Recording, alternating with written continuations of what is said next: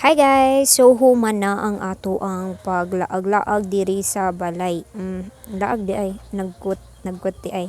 So niuli na pud ta hatod na pud tang papa sa bukid.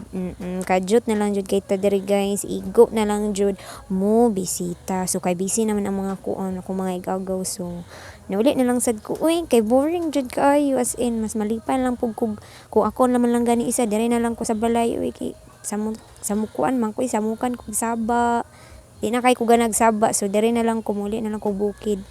Mo uli na ta og bukid kay basen si kumare na ang dulugan ni Kuya Guy bitaw.